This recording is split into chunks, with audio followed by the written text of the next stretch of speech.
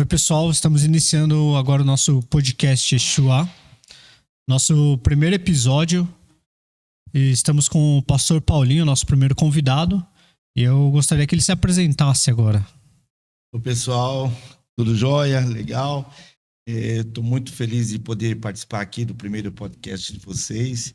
É uma honra muito grande estar aqui. Estou aqui pronto para cooperar com vocês, né? Sei que vocês têm muita curiosidade em saber muitas coisas e eu estou aqui. Espero que vocês gostem. Bom, esse nosso primeiro episódio, a gente escolheu um tema um pouco complicado e escolhemos entre nós a pessoa ideal para falar sobre o tema, que é os desafios da vida cristã. E como nós sabemos que você se converteu, né, na sua vida jovem, você estava aí com uns 20 anos praticamente, e acho que essa fase da vida é uma fase muito difícil para você estar firme na igreja, e ainda mais para quem é novo convertido. Então a gente queria saber para você quais foram os seus desafios nessa fase aí de com 20 anos, na flor da idade, aceitar Jesus e mudar toda a vida, assim. Bom, agora eu sou crente. Como que foi para você? Realmente foi muito desafio, porque eu não conhecia muito o meio evangélico, né? Era de uma religião católica, né? E fui criado nessa religião. E quando me apresentaram o evangelho, para mim era tudo novo. Porque, na verdade, até a Bíblia mesmo eu não conhecia, porque não tinha conhecimento. Então, na família foi um choque. Imagina, o histórico que as pessoas tinha naquela época, né? Porque hoje mudou bastante. Era uma coisa assim que se converteu, vai ficar fanático, vai ficar doido, né?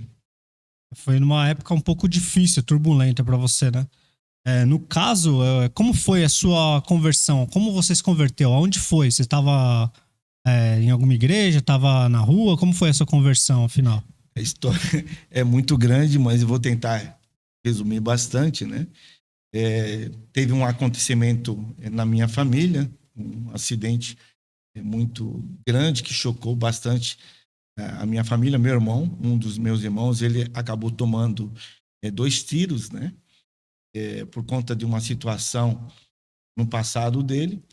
E por causa desse tiro, graças a Deus, meu irmão hoje ele é vivo, mas por conta disso eu fui buscar a igreja através de uma senhora e disse: ó, quando você precisar de Jesus, eu estou aqui. Você vem aqui, eu te levo na igreja, a gente vai te apresentar a Jesus. E por conta desse acidente, o meu irmão, um dos tiros pegou na barriga e outro no fêmur. Ele ficou 20 dias no hospital, com uma tração nas pernas, para poder voltar a juntar, né, o osso, e para poder colocar pinos e tudo, mas não estava acontecendo. E comecei a ouvir dos médicos que poderia amputar a perna do meu irmão. Nossa. Foi nessa hora, então, que eu fui atrás dessa mulher. Diz: olha, ela falou que Jesus resolve tudo, então eu vou atrás dessa mulher. E foi a primeira pessoa realmente a me apresentar Jesus, né? E aí Deus realmente, através do pastor lá, fez uma oração. E eu fui ver meu irmão no dia seguinte e Deus operou milagre. Meu irmão ficou assim espantado, como é que o osso dele voltou, colou, ele não sabia explicar. E eu pensei que ele tinha amputado a perna, porque eu tirei o lençol quando cheguei lá. Falei: nossa, sua perna está aqui. Meu irmão chama Pedro, mas graças a Deus foi um milagre. Um milagre. Que ali começou um namoro com Jesus, mas depois eu esqueci. Depois o pessoal geralmente vai atrás do milagre, depois geralmente sai um pouco. E depois, como você teve um encontro real com Deus e ficou firme? Como é que foi essa? Então, aí que aconteceu? Eu comecei uma faculdade ali na Rua dos Portugueses, chama Mozart. Eu comecei a fazer a faculdade de artes, né? Eu gosto muito de arte. Uhum. E, inclusive, já fui até palhaço de festa de aniversário, juntamente com esse irmão meu, que tomou um tiro, graças a Deus. Mas aí eu parei com essas festas E aí eu entrei nessa faculdade e acabei conhecendo uma moça, chamada Sandra, né? E essa moça me apresentou a Jesus através de um culto que era feito pela Comunidade da Graça. E aí me levaram lá. E de repente veio os louvores, os cânticos, né? E aí eu sentado no chão, não tinha nem lugar para sentar, de tanto jovem, tinha muito jovem. Eu fiquei muito abismado de ver muito jovem naquele local. Eu até brinquei com ela, dizendo vai ter uma banda, um grupo de pagode aqui. Ela falou, não, fica aí, eu vou sentar. E ela ficou longe, assim, sabe? Aí tinha muita gente. E eu procurei lugar, não achei. Eu sentei ali na escadaria mesmo, era um anfiteatro, né? Tipo cinema. Uhum. E aí eu fiquei sentado ali, e os louvores, né, correndo. E, de repente, a ministração do louvor me chamou muita atenção. E Deus começou a falar comigo. É como se desnudasse toda a minha vida. E aí falava assim, mas como é que pode ser isso, né? E o Ademar de Campos, que estava Ademar de ministrando. Campos. E ele falou assim, ó, Jesus te ama, Jesus vai tocar em você, você que não conhece. Eu falei, isso é impossível, como é que Jesus vai tocar em mim? Aí eu fechei os olhos. No que eu fechei os olhos assim, eu comecei a imaginar que ele realmente pudesse me tocar. E havia muita alegria, né? As pessoas louvando a Deus. E de repente, eu comecei a sentir queimar dentro de mim. Um fogo, parecia que estava queimando meu corpo. E eu fechei os olhos e falei, não é possível que é dentro de mim. E pensei até que o carpete estivesse pegando fogo. Mas de repente eu me levantei, sentindo aquele fogo queimando dentro de mim. E eu queria pular, sorrir, gritar. Eu abraçava as pessoas e falava: o que é isso? O que é isso que eu estou sentindo? Está queimando dentro de mim. Eu quero sorrir, eu quero pular, né? E aí eu procurava essa amiga minha, a Sandra, e aí eu não achava ela, mas quando ela chegou, eu comecei a gritar: o que é isso? Ela falou: Espírito Santo, você foi tocado por Jesus. Alegria, né? Foi assim que Alegria. aconteceu. E você falou que era católica, família católica. E como foi essa conversão dentro de casa? Porque quando você pega uma família de uma religião e começa a ter pessoas de outras, sempre tem alguns conflitos. Conta pra gente como é que foi esse desafio dentro de casa pra você. Então, foi uma loucura, porque eu saí desse culto aí muito alegre e sentindo esse fogo. E aí fui para casa e eu tentava expressar para minha família. Nós somos em 8 irmãos, né? E alguns irmãos ainda não eram casados e conviviam com a gente ali.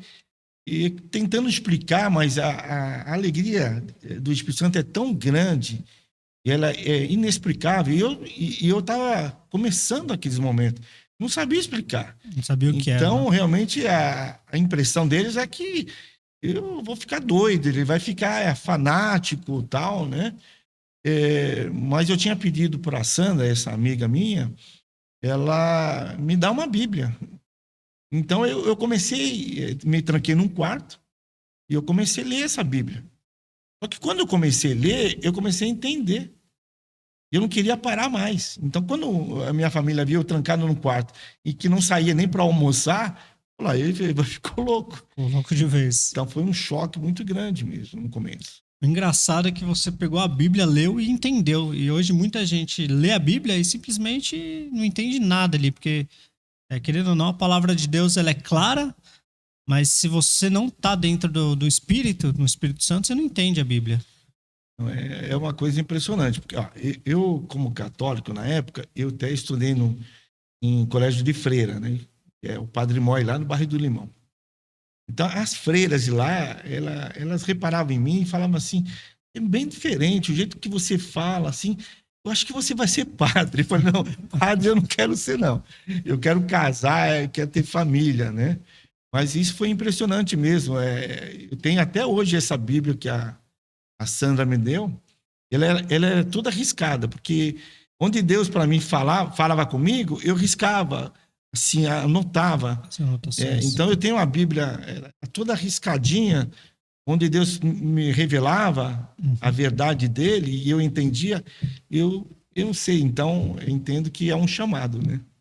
Tá, agora, explica pra gente no sentido de, pô, você é um cara que não veio de uma família cristã, se converte e seu hall de amizades na época, como foi falar, ter os amigos, não ter mais, fazia as mesmas coisas que ele, continuava fazendo, não fazia? Como é que foi essa parte? Então, o amor à palavra de Deus, à Bíblia, como era tudo novo, mas também tudo estava sendo aberto para mim, era como se eu tivesse caminhando numa estrada e encontrasse um tesouro e guardasse e continuasse andando, encontrasse outro tesouro, eu falei, vou continuar nessa estrada porque eu estou descobrindo coisas maravilhosas e valiosas para mim, né? Então, eu queria, onde tinha a palavra de Deus, onde tinha pessoas servindo a Deus, eu queria estar presente. Então, eu queria estar dentro da igreja, eu queria estar na casa da mãe da Sandra, que se tornou minha sogra, né? Eu queria estar presente, porque aquilo ali me trazia muita alegria, muita paz, que eu não tinha antes. Então, o que eu pensei? Depois desses meus amigos vão saber. Agora, nesse momento, eu preciso descobrir tudo de valioso que está sendo me apresentado. Então, no caso, você se aprofundou. Depois você recebeu o Espírito Santo, você teve uma vontade extrema de conhecer mais. Era tudo novo e tudo muito bom, porque me trazia paz, me trazia alegria, me trazia satisfação. Algo que eu não sentia antes. Primeiro eu vou receber tudo que eu tenho, que está vindo, e depois eu vou pensar desses amigos. Agora sou eu que mais preciso. Né? Você ficou focado ali, né? E uma coisa que quando aconteceu essas coisas do meu irmão, o tiro, essas coisas aconteceu dentro da minha casa. Né? Então, foi um choque muito grande, um peso cravado aqui, né? Eu não conseguia tirar. Era uma dor, era um medo. Dentro de casa ainda? Então, né? Quando aconteceu que o evangelho foi revelado a mim, aquilo foi saindo, entendeu? Então, eu queria me libertar. Né? É por isso que eu primeiro deixei meus amigos lá, e eu também recomendo, você que tem um rol de influência muito grande de amigos, você se converteu, eu acho que é necessário um tempo de desintoxicação. Uhum. Você primeiro precisa se limpar, você, sabe, receber toda uma informação, para depois você, com todo amor, com carinho, e até os amigos, e falar, olha, sabe o que aconteceu comigo? E aí sim você pode dar seu testemunho. Né? E dentro de casa, você é evangélico? Você começou a tentar converter os seus irmãos, seus pais? Como é que foi isso? O que acontece? Eu queria falar para eles que eu tinha recebido algo que ainda eu não tinha experimentado. O evangelho é isso. Uhum. Quando você experimenta uma coisa que você ainda não experimentou e gosta, como o evangelho, você quer passar. Né? E mesmo eu tentando passar isso para eles, parecia que os olhos estavam fechados, os ouvidos tapados. Por mais claro que eu apresentava o evangelho para eles, né? Eles não conseguiam compreender. Né? Então, eu passei a fazer o quê? Orar pelos meus irmãos. Orar pela minha família e deixar, por conta do Espírito Santo, de Deus, fazer a obra. Né? Porque eu queria assim, se Deus abrir o coração deles através da minha oração, eles vão ver que as coisas são sobrenaturais. Nem precisa da minha força. Uhum. Né? Até a própria Bíblia diz que não é por força e nem por violência, mas é pelo meu Espírito, sim, diz o Senhor. Assim como o Espírito Santo ele trabalhou em mim, né? Através do Ademar de Campos, cantando. Ele estava cantando uma música. Né? Conheci um grande amigo, ele é filho de Deus Pai. O seu nome é Jesus Cristo, nele a gente pode confiar. Eu confiei, então eu acho que Deus ia trabalhar no coração deles. Né? E, de fato, né, lá na frente, Deus trabalhou sem que eu falasse alguma coisa para eles. Então, eles começaram a observar que alguma coisa muito boa realmente, né, tinha acontecido na vida do Paulinho, porque eles começaram a observar. E para você, fora a família, o que foi mais difícil para você quando você aceitou a Jesus? Trabalho, Escola, como é que foi Isso realmente é uma fase, assim, converso com um jovem na nossa igreja, que passa muito por isso, né? Mas eu creio que o fortalecimento, em qualquer ambiente que você estiver contrário à sua fé, você vai passar por aquela situação cuidado pelo Senhor. Deus vai te livrar, vai cuidar de você. No trabalho foi complicado também, né? Eu não era crente, de repente apareço se tornou? totalmente diferente com Bíblia, porque eu levava a Bíblia no serviço na hora do almoço e ficava lendo. Eu abria na frente de todo mundo, não tinha vergonha nenhuma. Hoje o Aí eles pessoal tem falavam, muita vergonha, né? lá, o Acioli vai ficar doido, tá maluco, virou crente, virou crente. Eles falaram, eu falei, eu virei crente não, eu sou de Jesus, mas não vou ficar louco não, tô normal aqui, tá vendo? Tô trabalhando, eu fiz técnico de contabilidade na época, eu estava trabalhando em contabilidade, depois fui trabalhar na área de venda. E no serviço sempre falava isso. E aí eu, com aquela fé tamanha, as pessoas falavam de uma doença, eu tô com dor de cabeça, eu queria orar pelas pessoas. E eu orava mesmo. E, É fé, graças, né? e graças a Deus não acontecia nada de alguém me mandar embora, nada. Hoje eu já trabalhei muito tempo, então eu já vi muita perseguição. Eu, por ser evangélico de berço, então eu não era perseguido porque esse meu pai sempre me ensinou, use com sabedoria, tenha sabedoria. A pessoa, você vê que ela não gosta, né? Por você ser cristão, estar ali, faça o seu melhor, ele falava pra mim, faça o seu melhor. Não precisa querer atropelar ninguém, não precisa querer puxar o tapete. Ele falou, faça o seu papel e só fique esperto, porque as pessoas são, na área de trabalho, é assim mesmo, eles puxam o tapete. E eu queria saber também na parte financeira da sua vida, mudou alguma coisa? Foi mais complicado? Porque a gente ouve muita gente falar assim, nossa, depois que eu aceitei a Jesus, parece que as coisas pararam, travaram, acontece algumas coisas assim, principalmente na área financeira. Como foi a sua? Antes de eu responder isso, eu quero só dar uma sequência, né? Porque no começo da nossa fé, é um turbilhão de emoção, né? De alegria. Então você quer falar para todo mundo, você não vê ética, você não vê protocolo, você está muito feliz, muito alegre. Mas com o tempo, até a igreja ela te ajuda, né, nessas questões, porque você vai sendo orientado, né, como deve ser as coisas. Então, com o tempo eu fui orientado, né, e quando davam oportunidade de eu falar de Jesus, eu falava, porque no trabalho tem aquela questão, trabalho tem que trabalhar, né? Você tem que cumprir com seus compromissos profissionais, né? Então tem que separar Tem bem que as saber coisas, separar. pedir que o Espírito Santo dê uma oportunidade. E ele começou a dar oportunidade. Quando eu ia almoçar com alguém, as pessoas falavam, Paulinho, eu vi que você está mudado, fiquei sabendo que você recebeu o evangelho, você é crente e tal. E as pessoas começavam a se abrir. Então, aí era a oportunidade de eu começar a falar de Jesus livremente, né? Sem ter a preocupação de estar fazendo algo dentro de uma empresa, uma corporativa, né? E deixando de fazer o que tem que fazer profissionalmente. É só essa parte.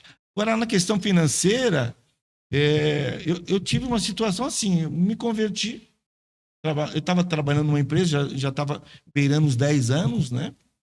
E eu fiquei desempregado. E quando eu fiquei desempregado, já começa a comprometer a parte financeira, Sim. né? E a gente começa a clamar para Deus abrir a porta do emprego. Mas parece que existe algo no coração de Deus que a gente tem que passar por um momento de prova, né? De provação, né? Aprovação. Ser aprovado. É um momento que eu acredito e acreditei que era um momento de Deus provar se eu confiava nele mesmo, numa situação dessa. Se faltar o dinheiro, se faltar. Você confia no Senhor? Mas a palavra de Deus estava muito fixada no meu coração, né? O Salmo 23, né? O Senhor é o meu pastor, nada me faltará. Eu confiava muito. De fato, graças a Deus, na área financeira, Deus sempre me abençoou, em toda situação. Vi que desde sempre você foi uma pessoa de muita fé ali, muito fervor, teve muita fé na palavra, em Deus, né? Que você Desde a sua conversão, você já tinha uma fé extraordinária, assim, que poucos têm, né? Poucas pessoas que têm uma fé tão forte assim. E eu queria te perguntar agora sobre o seu relacionamento. Você falou que a Sandra, que é a sua esposa, ela já era evangélica.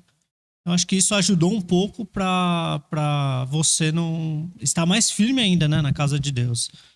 Queria saber sobre o seu relacionamento. Como é que foi esse... Então, olha, eu, quando não conhecia Jesus, namorei muito, muitas moças, né? Os ambientes eram os ambientes de... Na época a gente chamava baile, né? Sim. Nem sei como que chama hoje, né? Na minha época era balada, rave, hoje também já não sei. E eu estava nesse meio, né? Meio gostava muito de dançar. Nós aprendemos vários tipos de música, sou dos anos 80, né? E não tinha como se influenciar naquela época.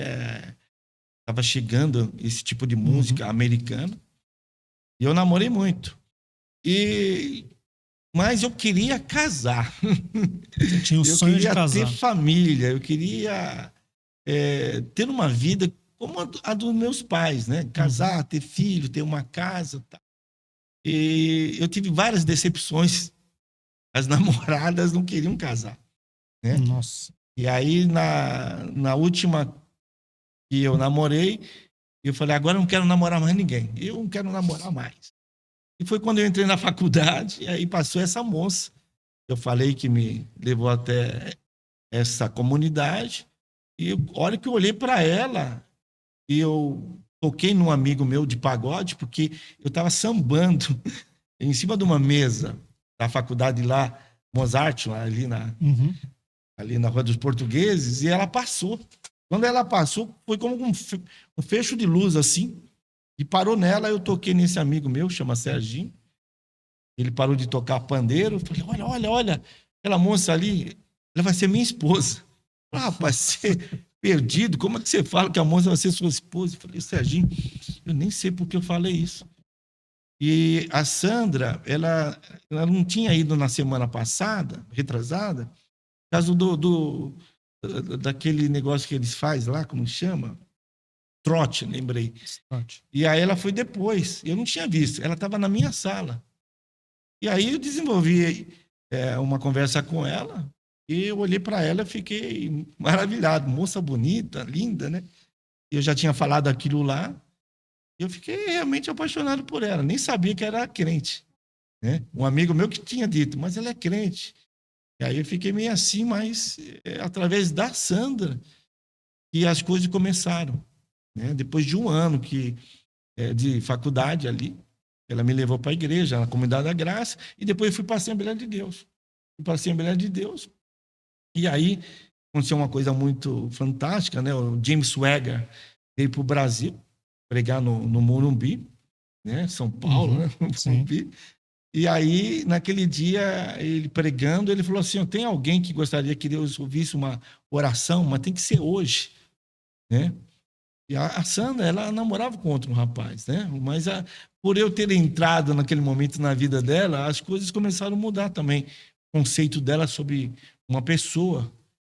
E eu acho que deve ter abalado um pouco também a questão de eu estar ali gostando dela, né? E aí eu pedi para Deus, a Sandra vai ser minha esposa mesmo, como eu pensei um ano atrás. Eu falando como se o pregador pudesse me dar resposta naquele dia. Mas quem deu foi ela mesma. Naquele dia, depois do culto, ela separou do rapaz que ela namorava e aceitou namorar comigo. Nossa, no mesmo culto já saiu namorando. Para mim, Deus disse não, porque aconteceu um fato muito engraçado, porque ela veio, botou a mão no meu ombro e falou, posso orar por você? Em pleno Morumbi, né? Um monte de gente. Eu pensei, opa, resposta positiva de Deus, né? Mas aí o rapaz veio nesse ombro também e falou, posso orar por você? Eu estava consciente, conciso, de que Deus falou, não, ela não é tua, não. Para com isso, né? Eu estava indo embora tranquilo, falei, tá bom, Deus vai preparar outra moça. Mas no dia seguinte ela ligou para mim e falou, olha, aconteceu isso. Eu fiquei feliz da vida, né? Claro, com certeza. Mas durante o namoro, eu tinha temor tão grande com Deus, né? Foi dia 9 de outubro, daquele ano lá, eu pedi permissão para ela se eu pudesse pegar na mão dela. Tamanho era o temor de Deus com relação a namorar uma moça que era de Deus. Por não conhecer, né? Ainda mais. E eu vim, do mundo, como diz a gente aí, né? Eu tinha temor, eu tinha medo, eu queria saber como é que as coisas eram em Deus, com Deus, entendeu? Você falou que foi para a Assembleia de Deus. Qual Assembleia de Deus? Você foi a que você está hoje, a sede da Casa Verde ou não? Então, eu fui. A Comunidade da Graça não era uma igreja, era um local que os jovens se reuniam lá, porque na época o culto era tradicional, né? O pessoal tocava órgão, violão, né? Não tinha essa banda toda que tem hoje, né? Guitarra, contrabaixo, bateria, instrumento de percussão, não tinha nada disso na época, era mais a base do órgão mesmo no piano, né? E eu até esqueci agora, vi ali o fio da meada que você falou. A igreja, quando é que você foi para a Assembleia? Acontece, qual foi? A Sandra, que era da Assembleia de Deus, ela me levou para lá.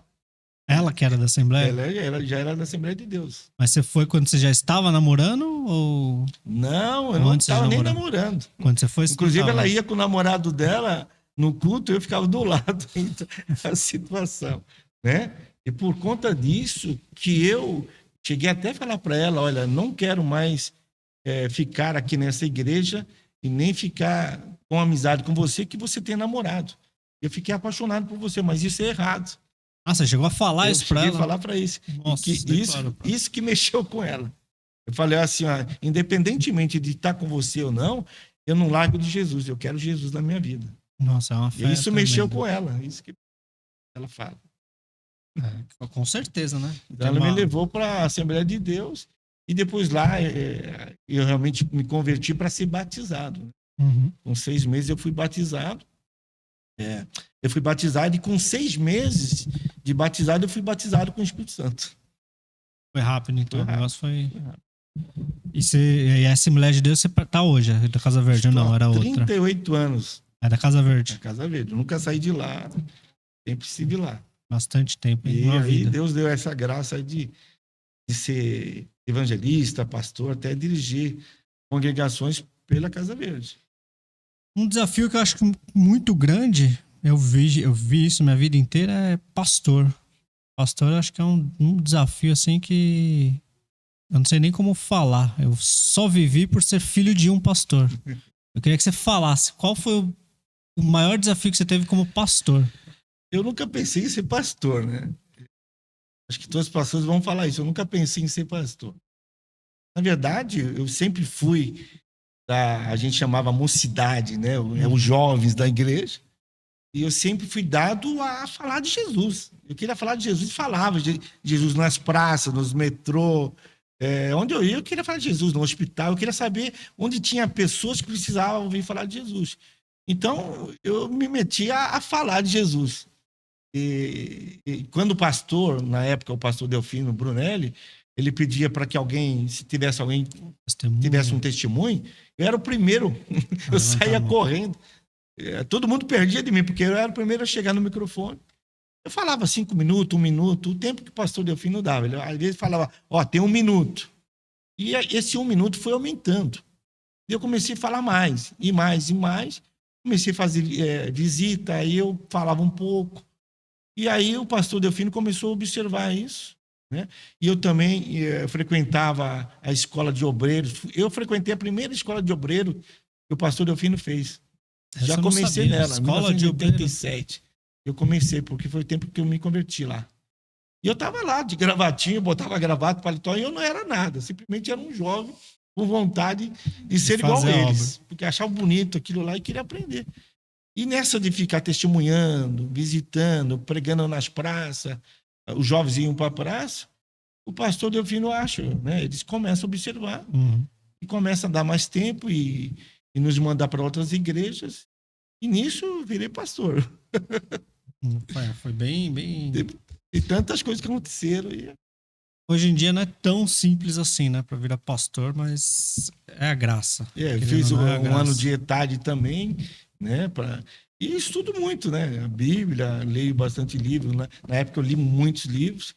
E eu tive vários professores assim abençoados, né? Tive a Natanael Rinaldi, era um mestre em apologética, né? Uhum. Tinha Jasson, pastor Delfino mesmo, pastor Alexandre, Moisés, né? Todos esses homens aí, eu aprendi com eles.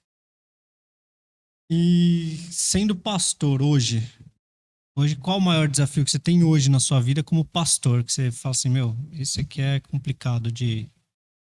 Acredito que seja com pessoas, não sei. Eu acho, todo pastor, ele tem um chamado. Sim. Ele tem um chamado e, pelo Espírito Santo, ele entende isso e sabe das responsabilidades que ele vai ter na frente, né? Você é filho de pastor, sabe, né? E às vezes a gente passa por situações, mas que ninguém sabe. Só, né, Só os quem tá filhos ali, sabem e a esposa sabe. E dói, e machuca. Muita gente pensa que pastor não chora, pastor não passa necessidade, que pastor não fica ansioso, não fica desesperado. Ele fica. Ele é um ser humano, é um né? ser humano normal. Né? Ele é um ser humano. Só que ele entende, como a Bíblia diz, né, que tudo deve ser lançado para Jesus, lançando sobre ele toda a vossa ansiedade, porque ele tem cuidado de nós. Mas a confiança do chamado é tão grande que a gente sabe que vai passar por aquela situação, né? Mas que o Senhor vai passar com a gente. Ele vai nos dar livramento. Então, o pastor não pode deixar de orar, porque é o contato direto que ele tem que ter com Deus. E ele sabe que a Bíblia, vários personagens passaram por aquela situação, né? E ele vai ter aquela firmeza por saber que Deus foi com aqueles homens de Deus, aqueles profetas, e que vai ter com ele. E só o Espírito Santo que coloca essa confiança, né?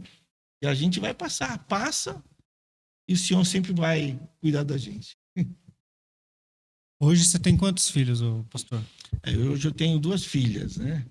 Que é a Júlia, a mais velha, e a Carol, né? Que é a Ana Carolina. E você já chegou a perguntar para suas filhas se elas têm esse desejo de ser pastora ou pregar a palavra como você faz? Então, na verdade, eu sempre ensinei, eu e a Sandra, minhas filhas no caminho do Senhor. Né? Eu tenho várias fitas cassete que já tá obsoleta, né? A gente passava os filminhos, né? Filmezinhos, Jesus, profetas. Minha casa, eu tenho vários CDs cantando música, historinhas bíblicas. As festas de aniversário das minhas filhas, a música alegre, até dançante, mas falando de Jesus, eu falando de Deus. Fazia aquelas brincadeiras de sentar nas cadeiras, né? É sempre coisas de Deus. Isso ficou no coração. Né? Minhas filhas, elas no mesmo caminho. Elas sabem que não é fácil, mas o caminho de quê? Fazer Jesus conhecido para as... Minhas filhas fizeram o Jocum.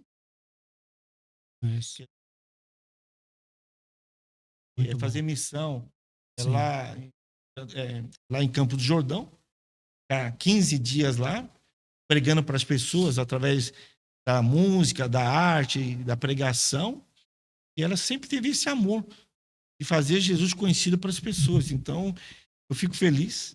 As filhas leem Bíblia, minhas filhas se interessam pela palavra de Deus. Elas meditam, elas conversam comigo, com minha esposa. Que esse incentivo é principal, né? O pai e a mãe estão sempre incentivando a criança, contando história. Não, vem aqui, eu vou ler, vou te explicar como funciona. Eu tenho meus filhos pequenos e eles sempre perguntam que assunto que entra relacionado à Bíblia. Eles têm esse interesse de querer saber, Oi, por que Jesus foi para a cruz? E para quem é novo convertido, eu queria que você me falasse um pouco o que você falaria para o novo convertido e passar para o filho dele a respeito disso. A Bíblia já até fala, né? Ensina a criança no caminho que deve andar. Né? Já de pequeno você deve fazer isso. Né? Quando a pessoa já é adulta, e uma coisa muito forte e principal é o testemunho dos pais. Uhum. Eles vão estar olhando para os pais que andam com Jesus. Minhas filhas, elas olhavam para a gente, olham para a gente, elas falam. Não tem como não seguir Jesus pelo que vocês vivem, pelos milagres que vocês contam, pelas pessoas que rodeiam vocês e falam de vocês. Olha, o seu pai, a mãe, mais do que ninguém, né? Sim. Mas o testemunho, ele conta muito. Testemunho é tudo. Né? Então, minha filha fala, nossa, eu quero ser como o pai, como a mãe, andando com Jesus, eu quero ser para os... Quero passar isso para você. A primeira coisa que eles vão observar é os pais. Seus pais não forem exemplo que tem na Bíblia. Pegue bons exemplos da Bíblia, né? Está conversando aqui, você, o apóstolo Paulo, né? Sede meus imitadores, como eu sou de Paulo imitava. Alguém iria imitar Paulo? Porque Paulo andava com Cristo. E ele anda com Cristo, dá bom testemunho? Eu vou copiar Paulo também, né? Porque Jesus ficou só três anos, né? Sim. Paulo tem uma vida toda. Fenomenal, né? E ouvi você falando isso e eu me vi ao mesmo tempo quando você estava falando. Por quê? Querendo ou não, como meu pai é pastor, desde quando eu me conheço por gente, eu olhava para ele e falava, meu, quero ser igual ao meu pai.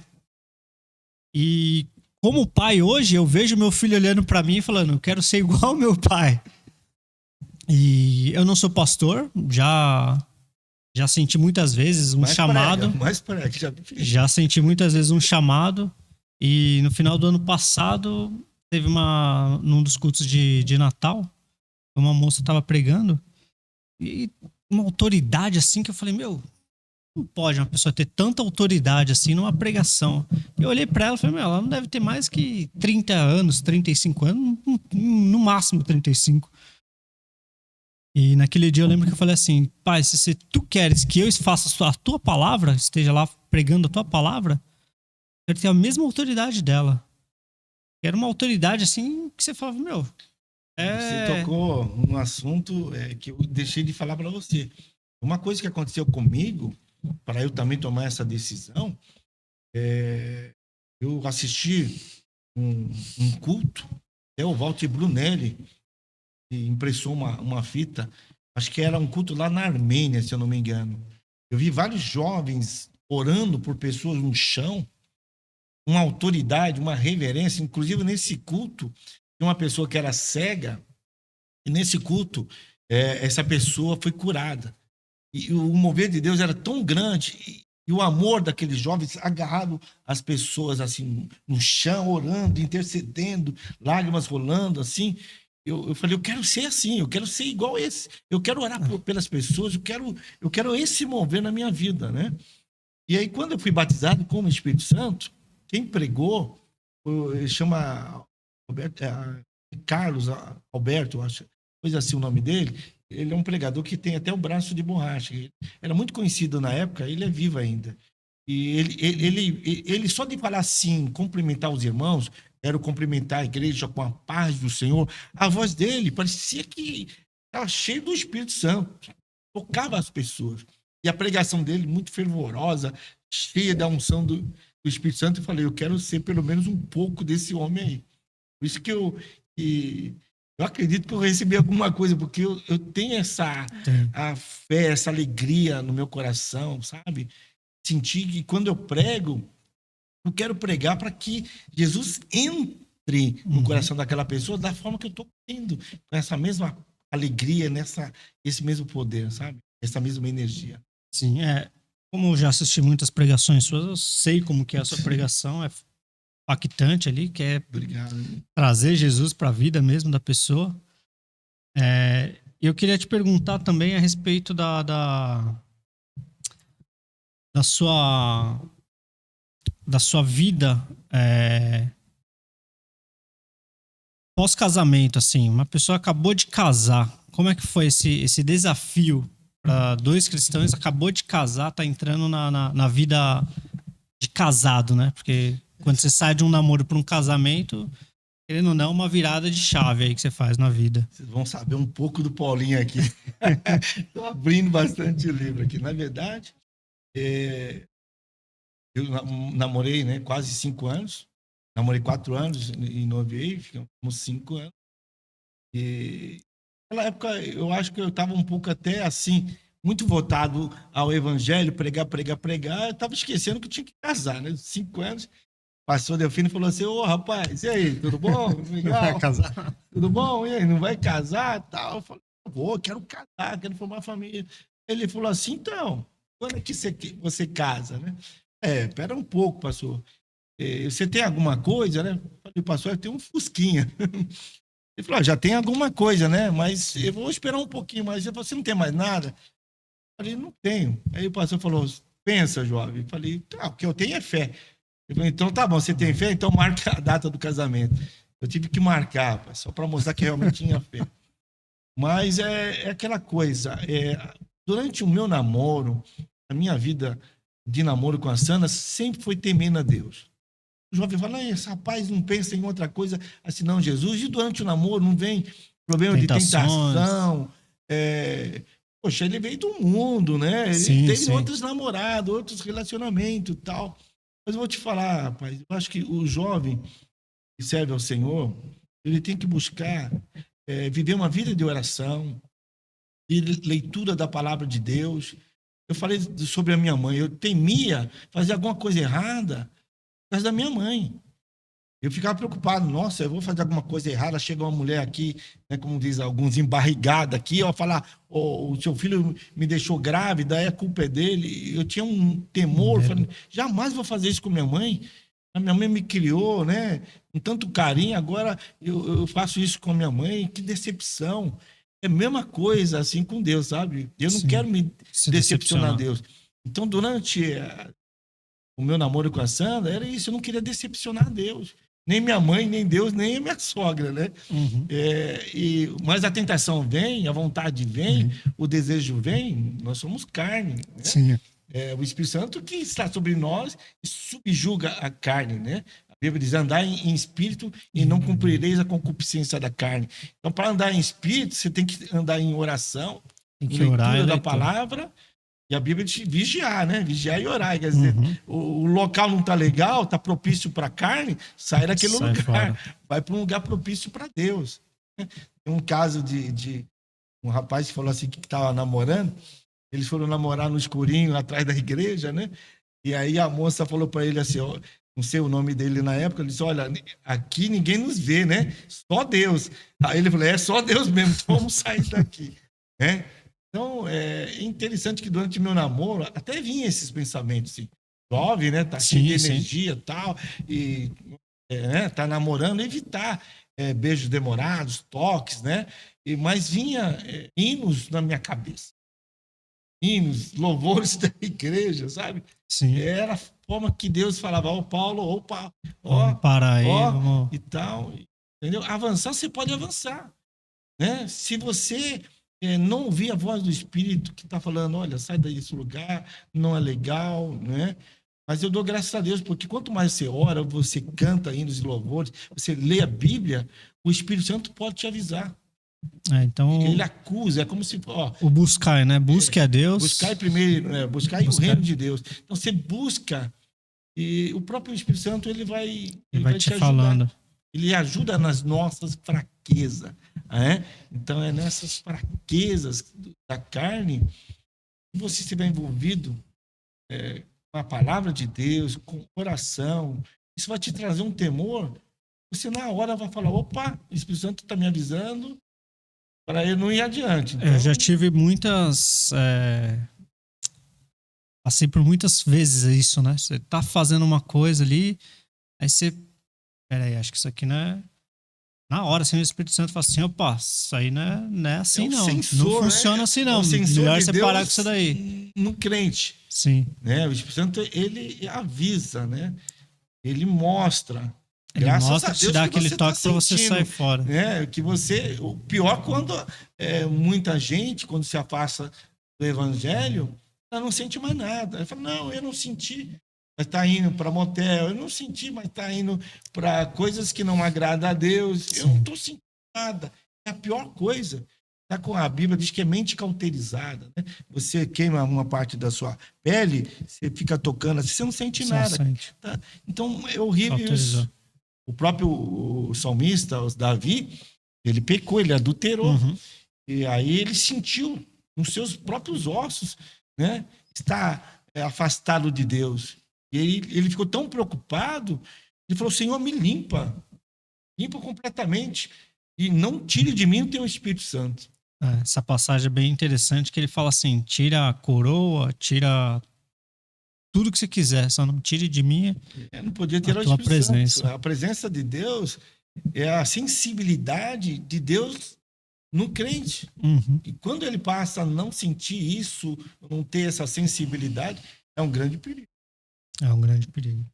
Tentação, principalmente no namoro, é uma coisa que se você não souber controlar... A Bíblia fala, né? Se os seus olhos forem bons, todo o seu corpo será luz. Sim. Se os seus olhos forem maus, todo o seu corpo será treva. Nós não podemos brincar com o pecado. Sim. Brincar com situações assim. Às vezes, eu ia... Para orientar alguns jovens, eu lembro de uma situação que me contaram. Tinha um homem, ele tinha uma jiboia, sabe? Eu já peguei jiboia na mão, tem até foto. Nossa, na coragem, rede social, não tenho coragem, tem não. até filme. A jiboia, ela não dá um bote a você, né? No animal. Ela vai entrelaçando, né? No animal até esmagar o animal para depois para digerir, né? E conta-se que um homem estava com uma jiboia no pescoço, tal, praça dando o seu show, todo mundo ficava abismado, tal, e ele fazia, dava nó assim no pescoço e todo mundo aplaudia, tal. Mas quando ele ficou distraído, rapidamente a jiboia pegou e deu um nó no pescoço dele e conseguiu enforcá-lo, né? Dar aquele aperto e aquela pessoa acabou morrendo. Quer dizer, não brincar. O pecado é a mesma coisa, você não pode brincar. Ele o pecado, tanto o pecado como o diabo também, ele é astuto, né? Ele finge que não tem nada, não tem problema, mas depois dá o bote. Depois o bote é feio depois, né? Então tem que vigiar, como a Bíblia diz, e orar. Sim, vigiando e orando. Não é legal esse lugar? Sai. Agora eu queria te perguntar sobre ansiedade.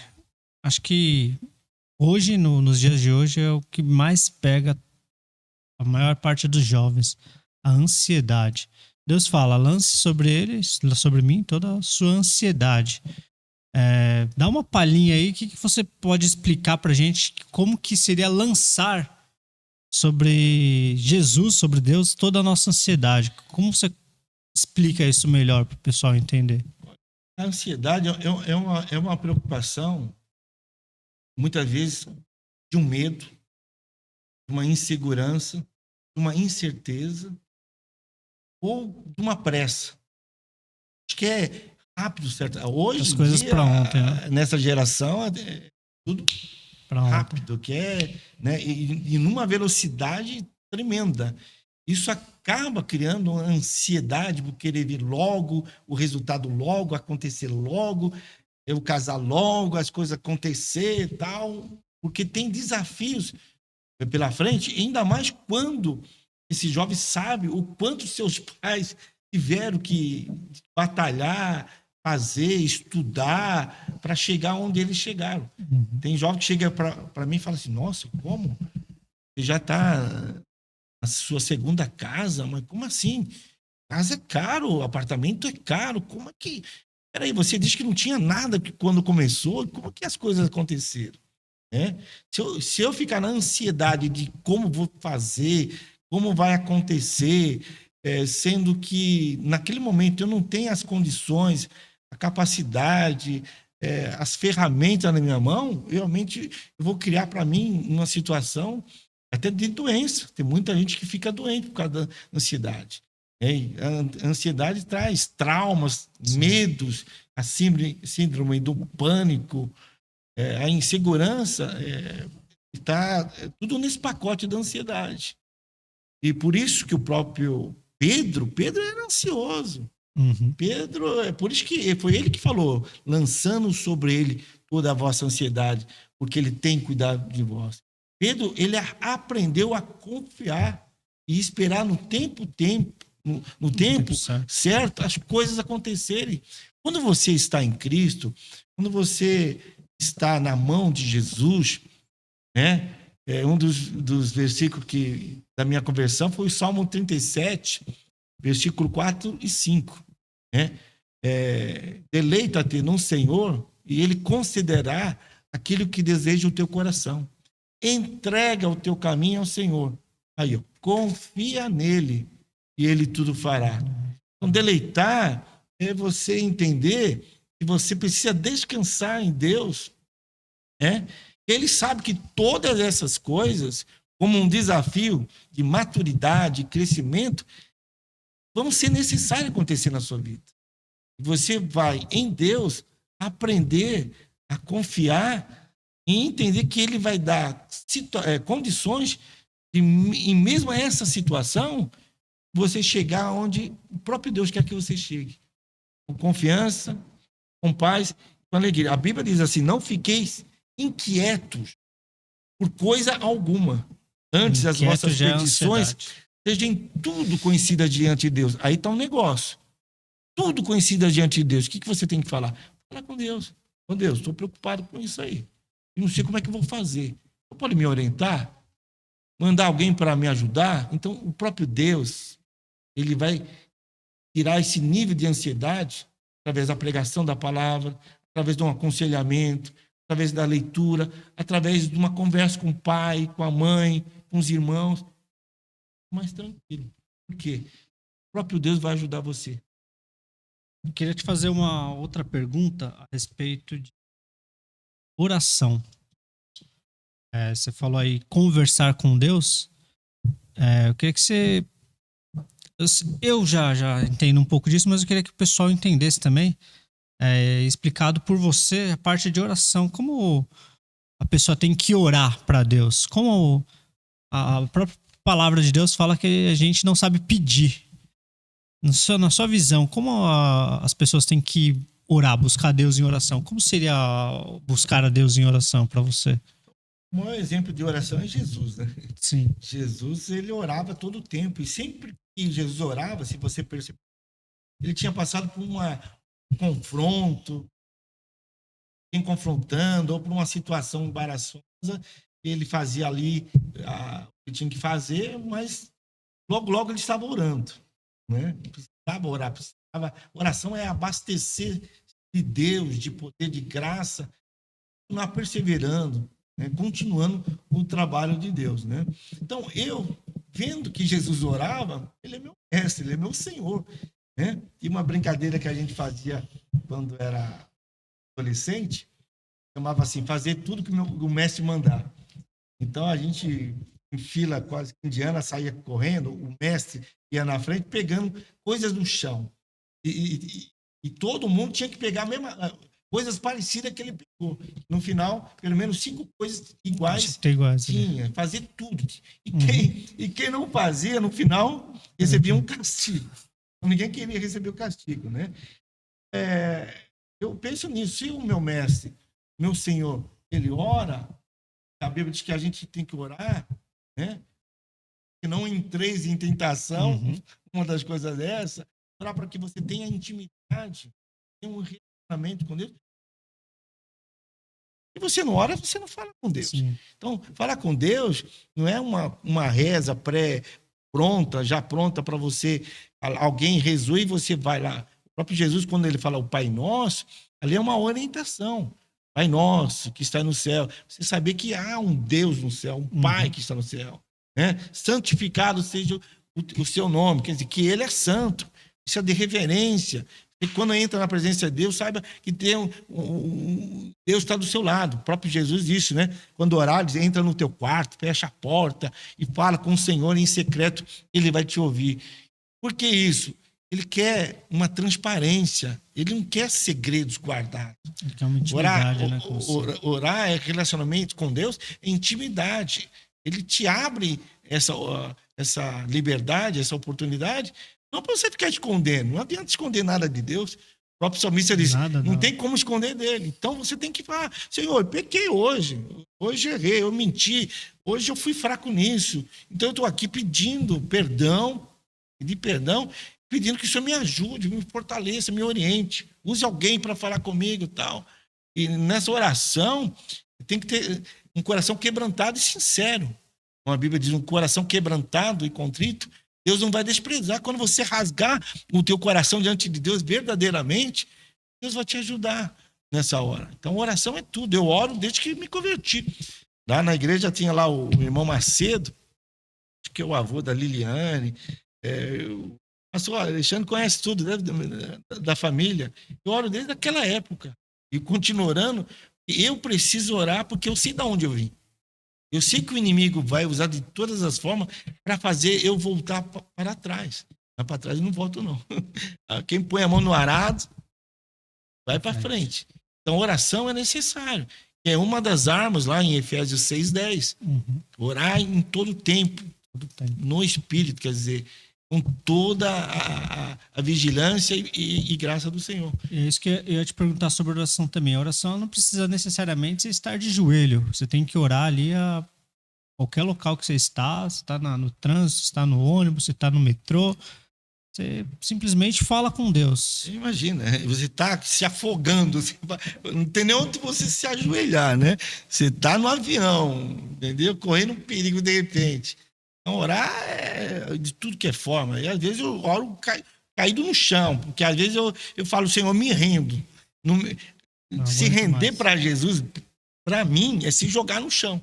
Em alguns lugares eu não vou me jogar, porque questão ética, o pessoal nem vai entender, mas estou na minha casa, às vezes eu me jogo e falo, me rendo, Senhor. Eu me jogo porque eu preciso do Senhor. Mas oração é... Imagina o pessoal que tem, né, às vezes, problema no joelho e tal. É sentado. O negócio é falar com Deus. É só conversar. Só parar e conversar com Deus. Bom, queria agradecer a sua presença hoje, Paulinho. Muito obrigado por vir aqui, por participar desse podcast com a gente, podcast Yeshua. O bate-papo foi bom. Acho que todo mundo gostou. Foi bastante produtivo. A gente falou bastante coisa aí sobre a vida da pessoa que acaba de se converter, sobre sua vida, que foi um exemplo aqui, né? Oração, buscar Deus, tentações. A gente pegou bastante temas sobre quem acaba de entrar nessa vida cristã, acaba de se converter.